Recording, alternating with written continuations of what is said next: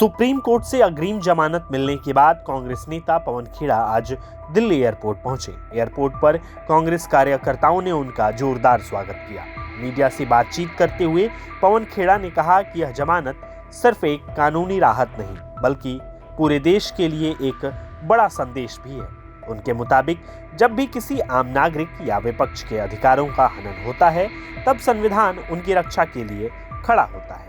खेड़ा ने बाबा साहिब भीमराव अंबेडकर का जिक्र करते हुए कहा कि उनका बनाया हुआ संविधान आज भी हर नागरिक को न्याय दिलाने में सक्षम है। उन्होंने भरोसा जताया कि अंततः सच्चाई की जीत होगी और जो भी सरकारें दमनकारी तरीके अपनाती हैं उनके खिलाफ जनता का फैसला जरूर आएगा।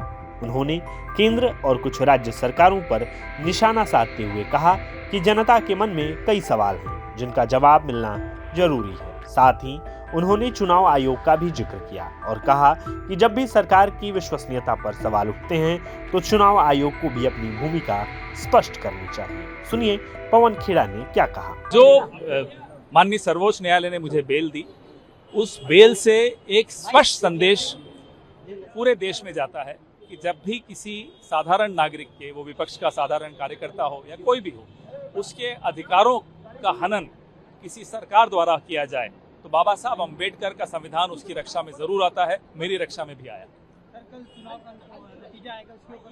पूरा भरोसा है कि जिस तरह की दमनकारी सरकार केंद्र में है और कुछ राज्यों में है, उसके खिलाफ एक निर्णायक फैसला आने वाला है। क्योंकि लोगों के मन में सवाल है चुनाव को लेकर। जब भी किसी के मन में कोई सवाल उठता है चुनाव आयोग की विश्वसनीयता को लेकर, उसका जवाब देना।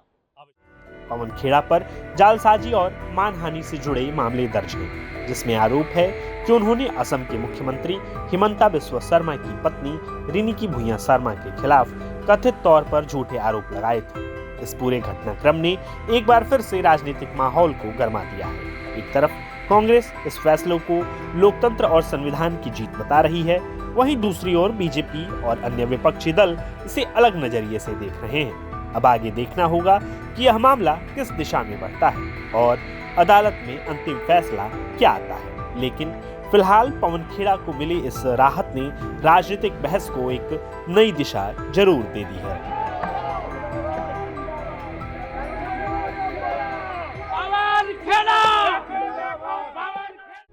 प्रभातखबर.com, विश्वास वही, रफ्तार नहीं।